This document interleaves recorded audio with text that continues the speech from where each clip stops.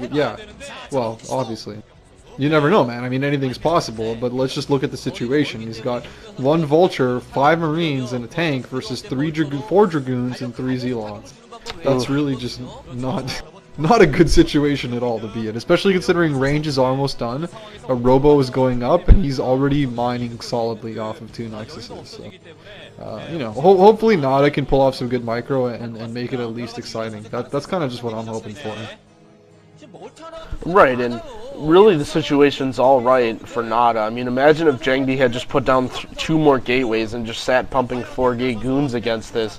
He wouldn't have had any chance at all. So, given that JangBi put up his Robo and doing an expansion, it's actually kind of good for NaDa. And look at this force. NaDa's actually built up a pretty sizable force. He cut SCVs to build extra Marines, and now he's pushing out. He does have mines. I don't know if he's upgrading speed or siege mode next. And oh wow, JangBi pulled back a nice flank there, not anti-flank rather, from NaDa. He put down some mines there, and JangBi's not going to be able to counter, even though NaDa doesn't have that many mines.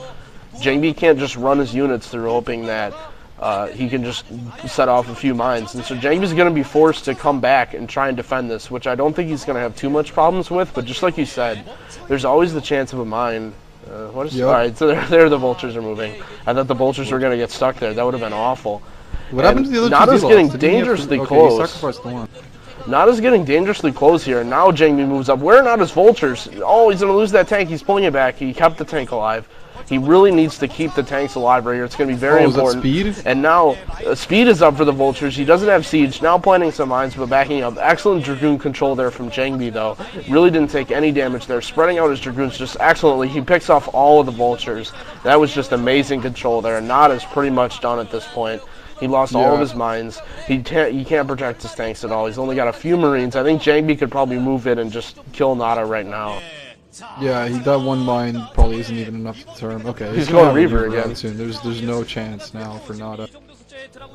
His only shot now is if he gets siege and maybe just kind of camps up, but like even that's not really going to do anything. As soon as the shuttle gets out, he's going to be able to crush him. A shuttle plus observer, he's going to be able to crush him. It was a nice try by NaDa, but unfortunately just not enough. I mean, too little too late.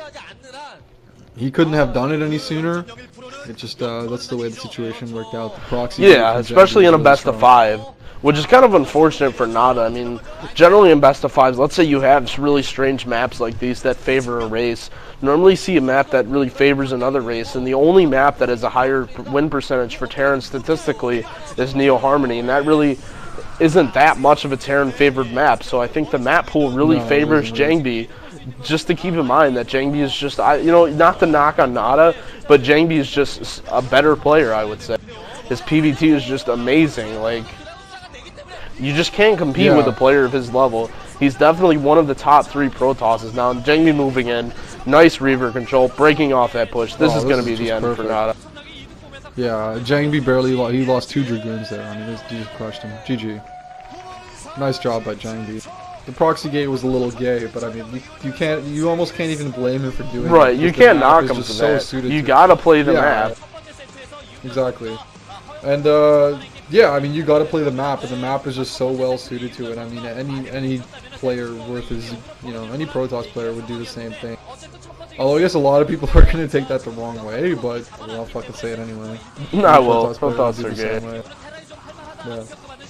I mean, that was a solid win for JangBi, and you know, the one good thing for NaDa is it's only 1-1, and he's got the worst map out of the way.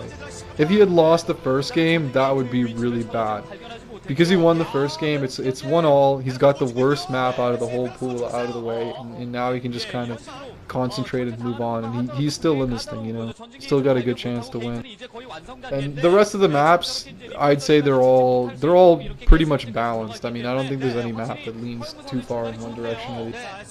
Byzantium and Carthage are probably the most Protoss favorite maps already. Byzantium only in the early game, really, but that early game does count for it.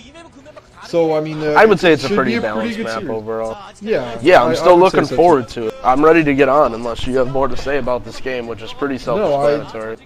I think we managed to describe everything as it happened. It was pretty self-explanatory. It was a good game. I enjoyed watching it. The next games should be even better. So that's all I have to say. So peace out, guys, and keep watching. Peace.